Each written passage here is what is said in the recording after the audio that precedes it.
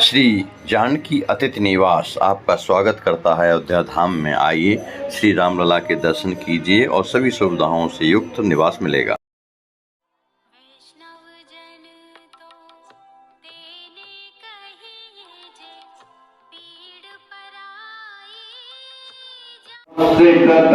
प्रयासी कल के प्रसंग में हम आप लोगों ने श्रवण किया किसी भी गौरांग महाप्रभु शांतिपुर में श्री अद्वैताचार्य जी के यहाँ विराज रहे हैं।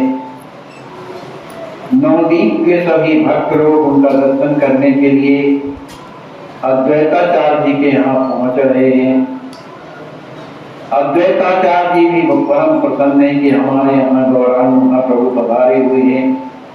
इधर जब महाप्रभु को पता चला कि मेरी माँ भी मुझसे मिलने के लिए आई हुई है और ये नीम के वृक्ष के नीचे रुकी हुई है, तो गौरांग महाप्रभु स्वयं जाते हैं, अपनी माँ के चरणों में प्रणिपात करते हैं, हाथ जोड़कर प्रार्थना करते हैं। फिर माता जी उसी पालकी में बैठ करके अद्वैताचार्य जी के यहाँ पहुँचती हैं। अद्वैताचार्य जी के घर में पहुँचकर माता जी परम प्रसन्न है, क्योंकि उनका पुत्र लाला सन्यासी के रूप में जिनका दर्शन हो रहा है सबको, उनके प्रति माता का तो वात्सल्य था। पुत्र ही माता की आत्मा होती है। पुत्र माता के शरीर का एक प्रधान भाग होता है। पुत्र की संतुष्टि में माता को संतोष होता है। पुत्र की प्रसन्नता ही माता की प्रसन्नता होती है। माता की सबसे बड़ी साध होती है, वह अपने पुत्र को हमेशा सुखी देखना चाहती है। जो वस्तु पुत्र को अच्छी लगती है वही वस्तुएं माता जी उन्हें प्रदान करती हैं, उन्हें सुंदर भोजन कराती हैं, क्योंकि अद्वैताचार्य जी के यहाँ के रिश्तेदारी, क्योंकि अद्वैताचार्य जी महाराज जो हैं गौरांग महाप्रभु के यहाँ हमेशा रहा करते थे, पुत्र का भाव माना करते थे। उनकी जो गृह स्वामी थी वो गौरांग महाप्रभु को अपना पुत्रवत नहीं करती थी, इस कारण से प्रेम बना हुआ है। माता जी इनके यहाँ आकर बड़ी प्रसन्न है। माता समानम न शरीर पोषण, माता जिस तरह से अपने पुत्र का पोषण करती है, सुखी करती है, इस तरह का दूसरा कोई नहीं होता। सची माता ने अपने निमाई को सन्यासी वेश में देखा।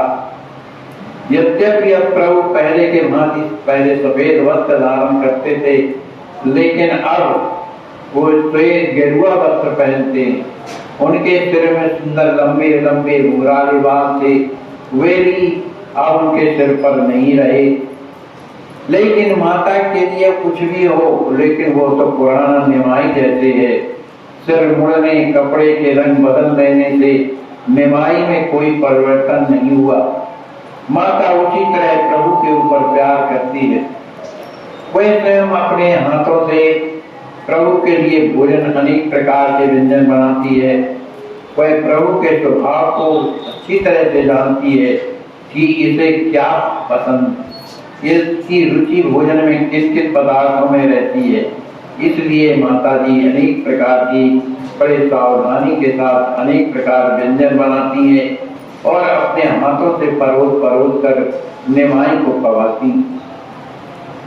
प्रभु के भोजन कर लेने के अनंतर सची माता सीता देवी दोनों मिलकर सभी प्रेम और भक्तों के साथ में भोजन करती हैं। प्रातः काल सभी भक्त उठकर कीर्तन करते हैं। इसके अनंतर प्रभु को साथ लेकर नित्य कर्मों में निमित्त होने के लिए गंगा के किनारे जाते हैं। वहाँ भक्त गंगा जी में सुंदर स्नान करते हैं, अनेक प्रकार की क्रीड़ाएं करते हैं। अनंतर संकीर्तन करते हुए आचार्य के घर पर आते हैं। तब तक सची माता भोजन तैयार कर लेती हैं। प्रभु के भोजन करने के बाद सभी भक्त प्रसाद पाते हैं। तीसरे पहाड़ से श्री कृष्ण कथा होती है। रोजाना महाप्रभु सबको कथा सुनाते, माने सायंकाल सुनाते। सभी भगवान के गुणों का वर्णन कर श्रवण कर कृष्ण कथा श्रवण करके अपने कर्णों को धन्य मानते हैं। सायंकाल को फिर गंगा के किनारे चले जाते हैं। प्रभु के साथ अनेक भक्ति संबंधी जो बातें हैं महाप्रभु से पूछते हैं। भजन की पद्धति क्या है, उपासना किस तरह से करना चाहिए, ये गौरांग महाप्रभु से पूछते हैं। गौरांग महाप्रभु उन्हें बड़े ही सुंदर ढंग से उन्हें समझाते हैं। लेकिन भगवान नाम का जो जप है वो कीर्तन से भी श्रेष्ठ माना गया। माने जो जप किया जाता है माला से वो कीर्तन से भी श्रेष्ठ है, क्योंकि कीर्तन सभी लोगों के साथ में किया जाता है। लेकिन जप इसलिए श्रेष्ठ माना जाता है कि आदमी शांति पूर्वक बैठकर अपने प्यारे का चिंतन करता हुआ वो जप करता है। तो हृदय में भगवान की मूर्ति विराजी रहती है और उनके मुख से भगवान नाम चलता है और हाथ है जो क्रिया में लगे रहते हैं। इसलिए भगवान नाम से माने कीर्तन से बढ़कर के जप का महत्व बताया है। जो निरंतर जाप करते रहते हैं उनके लिए कहा गया है कि जपात सिद्धिर जपात सिद्धिर जपात सिद्धिर वराणी। माने भगवान शंकर कहते हैं हे वराणी, माने हे पार्वती जी, जो हमेशा जाप करते रहते हैं तो जाप करते करते उन्हें सिद्धि की प्राप्ति हो जाती है। सिद्धि मतलब जाप करने का सिद्धि क्या है, भगवान का दर्शन, भगवान का प्रेम उन्हें प्राप्त हो जाता है। इसलिए हे पार्वती, मैं प्रतिज्ञा पूर्वक कहता हूँ कि जपने से ही सिद्धि प्राप्ति होती है। इसलिए माला में ज्यादा ध्यान देना चाहिए। कीर्तन भी करना चाहिए, ऐसा नहीं है कि कीर्तन समूह में किया जाता है, लेकिन जब एकांत में हो तब माला जपना चाहिए। इस तरह का गौरांग महाप्रभु सबको मैं लोगों को बता रहे हैं। सभी भक्त आनंद में वेश होकर नृत्य करने लगते हैं, कीर्तन करने लगते हैं। अद्वैताचार्य जी की तो प्रसन्नता का ठिकाना है कि आज मेरे यहाँ प्रभु आए हुए। प्रभु के साथ साथ अनेक प्रकार के भक्त हर गांव से आकर के मेरे यहाँ नृत्य करते हैं, मुझे दर्शन देते हैं और प्रसाद पाते हैं। उन्हें बड़ी प्रसन्नता होती है, प्रसाद पवाते हैं सबको। तो इस तरह से आचार्य अपनी अवस्था को भी भूल जाते हैं। वो तो सबके साथ में उछल कर कूद करके नाचने लगते हैं, नाचते नाचते बेहोश हो जाते हैं। इसी तरह से घंटों बेहोश पड़े रहते हैं। बच्चों के उठाने पर बड़ी कठिनाई से उठते हैं। महाप्रभु अब संकीर्तन में बहुत कम नृत्य करते हैं, लेकिन जिस दिन करते हैं वे बेसुध हो जाते हैं, भावावेश में हो जाते हैं। उनकी दशा विचित्र हो जाती है। उनके मने जो रोम है वो सीधे खड़े हो जाते हैं, नेत्रों से आंसुओं की धारा बहने लगती है, मुख से झाग निकलने लगता है और हरी हरी हरी बोल इतने जोरों से कहकर नृत्य करते रहते हैं। देखने से यही लगता है कि प्रभु जमीन में ना आकाश में जो है नृत्य कर रहे हैं। नवदीप तथा शांतिपुर के सभी भक्तों को यह इच्छा है, महाप्रभु है, सबके मन में ये इच्छा है कि चलो हम अपने घर में ले जा करके महाप्रभु की सेवा करें, उन्हें भोजन कराएं। और माता जी से भी कहते हैं कि अब आपने तो बहुत सेवा किया, कर ही रही हैं, अब हम अपने घर में ले जा करके उनका भोजन करवाएंगे। लेकिन माता जी कहती हैं, अरे भाई इस तरह से मत कहो, अरे मुझे अभागिनी के ऊपर कृपा करो, तुम सब तो जहाँ भी निमाई रहेगा वहीं जाकर के भिक्षा करा सकते हो, लेकिन मुझे अभागिनी को अब न जाने कब ऐसा सौभाग्य प्राप्त होगा। मेरे लिए तो यही समय है। मैं तुम सभी से बात की भीख मांगती हूँ कि जब तक मेरा निमाई शांतिपुर में है तब तक वह मेरे हाथ का बना हुआ भोजन ही प्राप्त करे। अब उसके ऊपर मेरे समान अब सब लोगों का अधिकार है, किंतु मेरी ये इच्छा है।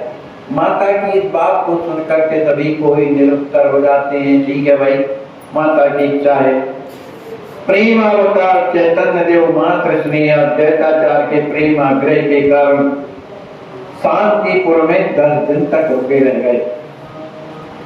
भगवान का स्वरूप देखो, जब तक भगवान से प्रेम नहीं होता तभी तक आदमी तर्क वितर्क करता है। भगवान निर्गुण है कि सगुण है, भगवान संसार मिथ्या है कि परमात्मा सत्य है, माने ये बिना मतलब विचार करता रहता है। और जिसका प्रेम भगवान में होता है ये सब विचार नहीं करता, है ना। जिसका प्रेम प्रभु में लग गया तो मति ये न कुतर की, जिनका मधुर कथा रघुवर की, माने प्रेम जिसके हृदय में उसको कुतर्क की बुद्धि नहीं रह जाती। हरि पद रति, जिनका भगवान के चरणों में प्रेम है, हरि पद रति और मति न कुतर्की, जिनका मधुर कथा रघुवर की, उसी को इस कथा में आनंद आता है। और जो, क्योंकि दो प्रकार के मनुष्य होते हैं, एक होते हैं ज्ञान प्रधान और एक होते हैं भाव प्रधान। तो ज्ञान प्रधान लोगों की जो बुद्धि है वो स्थिर नहीं रहती है। अगर पूर्ण ज्ञान है तब तो स्थिर है, क्योंकि वो जानता है कि संपूर्ण संसार में परमात्मा ही रहते हैं। ज्ञान मान जहाँ देखो नाही, देखिए ब्रह्म समान समाई, पूरे संसार में से परमात्मा का दर्शन होता है। ज्ञान का अंतिम फल यही है। लेकिन जो उस स्थिति में नहीं पहुंचते हैं वो बुद्धि के शिकार बने रहते हैं। परमात्मा क्या है, परमात्मा सगुण है कि निर्गुण है, क्या ऐसा है कि वैसा है, ऐसे कैसे मत, माने इसी झगड़े में उनकी बुद्धि पड़ी रहती है और भजन नहीं कर पाते। कहीं कथा भी सुनने जाएंगे तो तर्क वितर्क, वो कथा न सुनेंगे, तर्क वितर्क करेंगे, अरे ऐसे कैसे हो सकता है, ये कैसे हो सकता है। ये स्वरूप कथा सुनने का नहीं है, ऐसे लोगों को कभी प्रेम प्राप्त होता नहीं। लेकिन जो हृदय प्रधान होते हैं, सच्चे प्रेमी वो कहलाते हैं, क्योंकि वो हृदय से कथा सुनते हैं। क्यों कि भगवान हमारे हैं ना, तो हमारे भगवान की कथा है। जैसे हमारे लड़के की कोई अगर कथा सुनावे कि तुम्हारा लड़का बहुत बढ़िया है भैया, हम कितने प्रेम से सुनते हैं। तो क्योंकि उन भगवान के प्रति अपनापन हो गया है, हमारा हृदय को स्वीकार कर लिया, इस कारण से वो कथा बड़ी प्यारी लगती है। दिन कहाँ यार सुखदाई जिन्हीं प्राण प्रिय किया रघुराई, जैसे भगवान प्यारे लगते हैं, ये कथा सभी के लिए है, सबके लिए नहीं। ये कथा जानबूझ करके किसी को सुनाना भी नहीं चाहिए जबरदस्ती। यह न कहिए सत ही हठशील, जो मन लाए न सुन हर लील, कहिए न लोभई क्रोधई कामई, जो न भजे सचराचर स्वामई, दुजद्रोही जो ब्राह्मण का द्रोही हो, न सुनायो कहूँ सुरपत सरित हो, नृप जब राजा क्यों ना हो। तो फिर राम कथा के कई अधिकारी जिनका सत्संगत अति प्यारी, जिस सत्संग प्यारा लगता है, ये कथा के अधिकारी वही हैं। तो इस समय गौरांग महाप्रभु इस झमेले में नहीं पड़ते। वो तो यद्यपि वो परम ज्ञानी है, परमात्मा ही है, लेकिन सब कुछ जान बूझ करके इन झगड़े में पड़ना चाहते हैं और न किसी को डालना चाहते हैं। वो तो कहते हैं प्रेम करो और भगवान का भजन करो। कहते हैं कि भाई ज्ञान भी आवश्यक है, ज्ञान भी आवश्यक है, क्योंकि बिना ज्ञान के मुक्ति नहीं होती है ना। माने हृदय ज्ञानान मुक्ति, बिना ज्ञान के मुक्ति नहीं होती।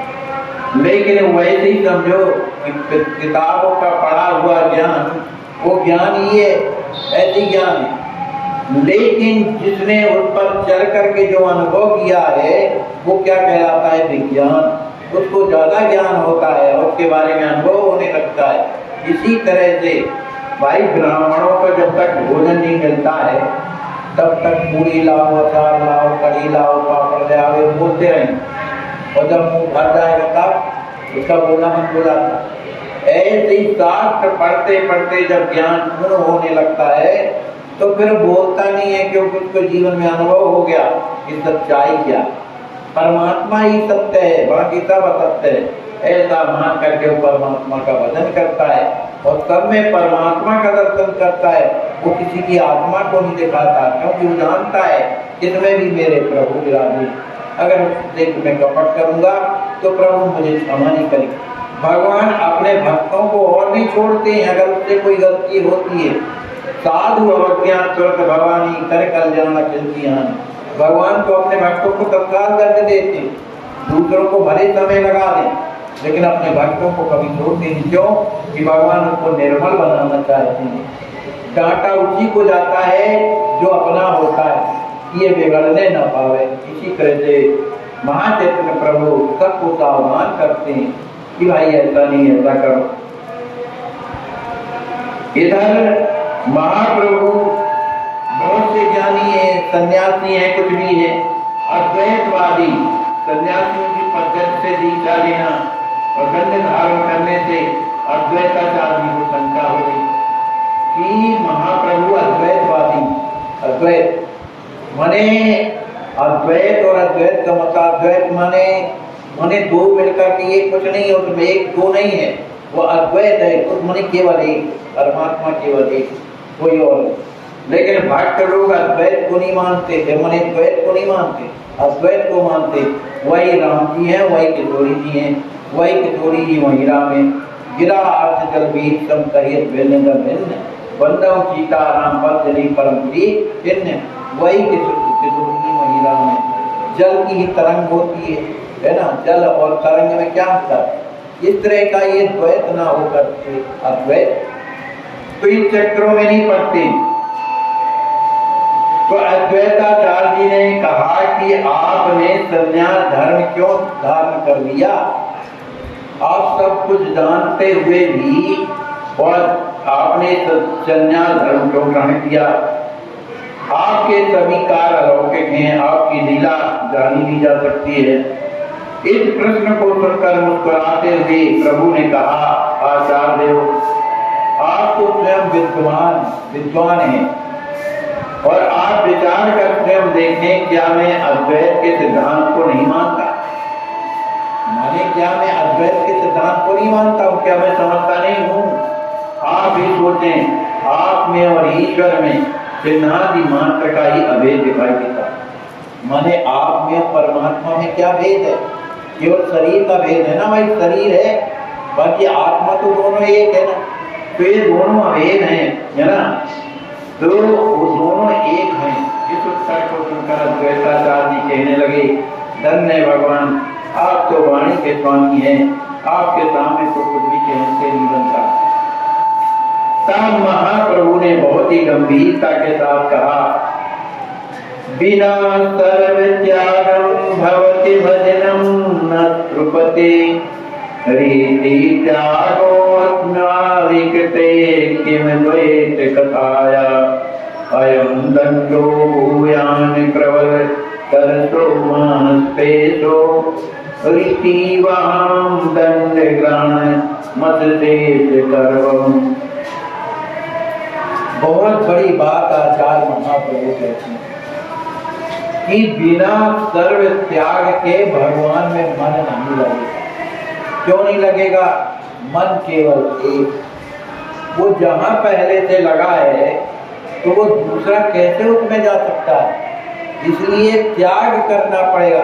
हमारा मन कहाँ लगा है, धन में, दौलत में, पद में, प्रतिष्ठा में, इसमें अगर थोड़ी भी कोई यहाँ से देता है तब हम कितनी जल्दी क्रोधित हो जाते हैं, हमको ऐसा बोल रहे हैं, हमको ऐसा, क्यों कि हमारा मन अभी माइक में लगा हुआ है, इसलिए क्रोध आता है ना। तो ये मन अभी जब संसार में लगा है तो भगवान में लगेगा कैसे, इसलिए सर्व त्याग करना चाहिए। काम, क्रोध, मोह, लोभ सब ये खत्म कब होंगे, जब इस संसार से अपना बैराग हुए। जब कोई आसक्ति ही नहीं तो काय का काम, आएगी कामना बनेगी, काय को क्रोध आएगा, कोई काम बिगड़ता है तभी तो क्रोध आता है, क्रोध आया तो मोह आया, फिर लोभ आया, ये भाई आपस में सब एक आया कि सब आते रहते हैं बिना बुलाए। इसी तरह से ये संसार में हमारी आसक्ति ही न रह जाए तो भैया संसार कैसे चलेगा, हम इस संसार में रहते हैं ना भाई। तो काय संसार में परमात्मा का दर्शन कर, हमारे जितने भी लोग हैं ये परमात्मा के तो हैं, लड़के, पिता, माँ, जो भी हैं, जो भी रिश्तेदार हैं, पूजनीय प्रिय परम जहाते सब मानिए राम के नाते। जब इस तरह का जब हम नाता मानेंगे तो हम अद्वैत में ना होकर के, द्वैत में ना होकर के अद्वैत माने वो सब भगवान है, श्री राम में सब जग जाने, करो प्रणाम रोज पानी। जब सब जगह संसार में परमात्मा ही परमात्मा है तो हम किसका चिंतन कर रहे हैं? भगवान का तो कर रहे हैं। तो ये केवल वाणी से कहने से नहीं होगा, उस तरह की स्थिति हमारी आ जाए तब ये संभव होगा। और ये स्थिति कब आएगी? भगवान की कृपा से जब हम जप करेंगे, तप करेंगे, उनसे प्रार्थना करेंगे, तो उनकी कृपा से सब प्राप्त होता है। ऐसी गूढ़ बातों को सुनकर श्वेताचार्य जी के मन में बड़ी प्रसन्नता हुई। इसके अनंतर अन्य बहुत से भक्त सन्यासी के संबंध में भांति भांति की बातें करते हैं महाचक्र प्रभु से। कोई कुछ पूछता है तो कोई कुछ पूछता है। सबका गौरांग महाप्रभु बड़े प्रेम से उत्तर देते हैं। प्रभु भक्तों को ढाल बनाते हुए कहते हैं, देखो भाई, घबराने से काम न चलेगा, अब जो होना है तो वो हो गया। बहुत से भक्त कहते हैं, प्रभु बताओ आप यहाँ से चले जाएंगे तो हम लोगों का क्या होगा? आप ही तो हमको शिक्षा देते हैं, गिरने से बचाते हैं, जब आप नहीं रहेंगे तब कैसे होगा? आप ये सन्यासी की जो स्थिति में आ गए हैं, अब हम लोगों को बड़ा डर लगने लगा। तो कहने लगे कि भैया जो होना है तो हो गया, इसमें वो सोचने की बात नहीं। अब हम सन्यासी होकर गृहस्थ थोड़ी बनेंगे फिर से, है ना? तुम हम दोनों लोगों के स्वामी कौन है? श्री अद्वैताचार्य जी जाने, है ना? तो मैं भी जगन्नाथपुरी में निवास करूंगा और कभी कभी तुम लोग भी मेरे पास आते जाते रहोगे, और मैं भी कभी कभी गंगा स्नान के बहाने नवदीप में आता जाता रहूंगा।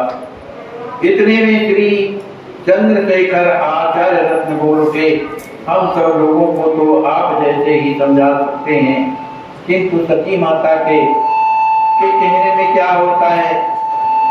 आचार्य बोलने लगे कि आखिर आप तो हमको समझा दिए, लेकिन माता जी को कौन समझाएगा? आपकी जो माता जी हैं उनको कौन समझाएगा? वह तो आपके बिना जीवन धारण ही कर सकती हैं।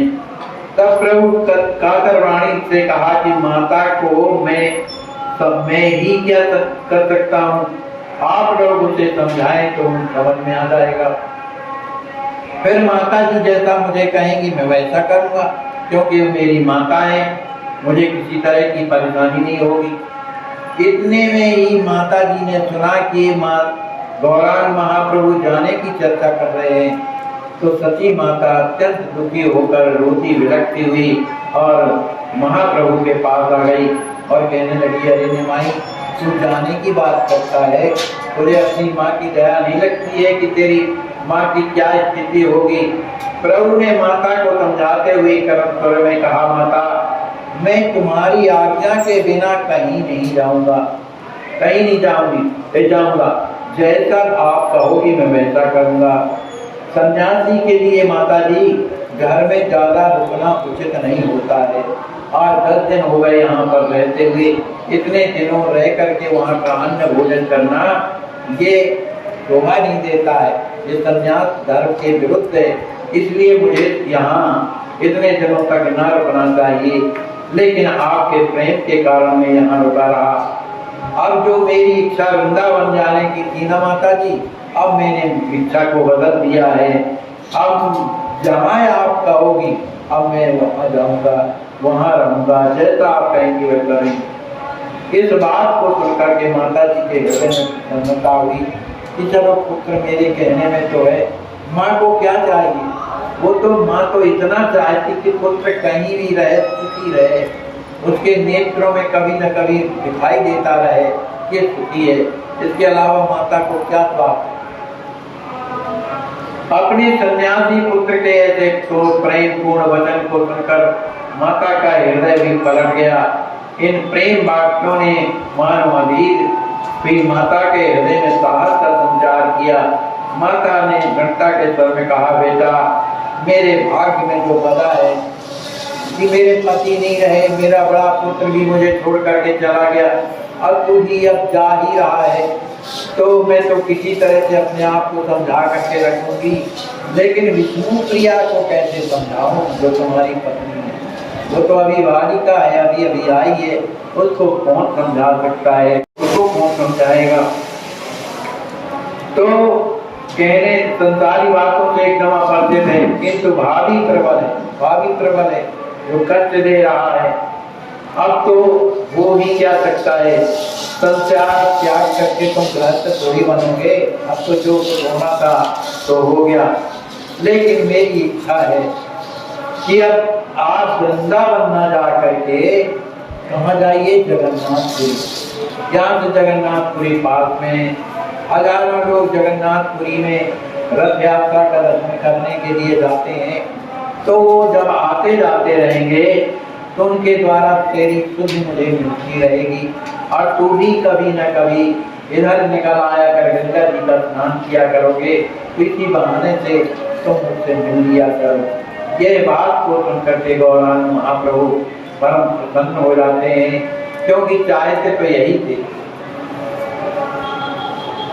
प्रभु ने प्रसन्नता प्रकट करते हुए कहा, जननी तुम धन्य हो, विष्णु रूप की माता वो ऐसे ही वचन शोभा देते हैं। तुमने सन्यासी की माता के अनुरूप ही वाक्य कहे हैं। मुझे तुम्हारी आज्ञा से उभार है, अब मैं पुरी में रहूंगा और वहीं से कभी कभी गंगा जी में स्नान करने के लिए नदी आता जाता रहूंगा। इस प्रकार माता ने प्रभु को नीलांचल में रहने की अनुमति दे दी। भक्तों ने रोते रोते माने बात को स्वीकार कर लिया। प्रभु का नीलांचल जाने का निश्चित हो गया। बहुत से भक्त प्रभु के साथ चलने के लिए उद्यत थे कि हम भी चलेंगे, वहीं रहेंगे, किंतु प्रभु ने सबको रोक दिया। क्यों रोक दिया? कि सबके घर गृहस्थी है, वही लड़के हैं, बच्चे हैं, कौन देखेगा? तो प्रभु ने रोक दिया। इधर श्वेताचार्य जी आग्रह में टिके थे कि अभी कुछ दिन और रुक जाइए हमारे यहाँ, इसके बाद जाइए। पर अद्वैताचार्य जी से कहा कि आखिर हम कब तक यहाँ रह सकते हैं, आप तो एक विद्वान हैं, क्या सन्यासी को इतने दिनों तक रहना चाहिए? माने चाहे कोई भी हो, माने जो गृह त्याग करके संन्यास धारण कर दिया है, उसको किसी के घर में ज्यादा दिन नहीं रुकना चाहिए। और तो और क्या कि जिस पेड़ के नीचे अगर 1 या 2 दिन रुक लिया, तीसरे दिन उधर छोड़ देना चाहिए, क्योंकि आसक्ति हो जाती है उसके प्रति। तो इस तरह से प्रभु के साथ में श्री नित्यानंद जी, जगन्नाथ जी, पंडित दामोदर और मुकुंद दत्त, ये 4 भक्त जाने को तैयार हुए। आचार्य देव के आग्रह से प्रभु उन्हें साथ चलने की अनुमति प्रदान करते हैं। और महाप्रभु अब इस समय नीलांचल जाने के लिए तैयार होते हैं, और वहाँ के लिए ये प्रस्ताव बन रहा है कि सब साथ में 4 लोग चलेंगे। अब आगे की यात्रा में क्या होता है, एक करके प्रसंग में हम आप लोग श्रवण करेंगे।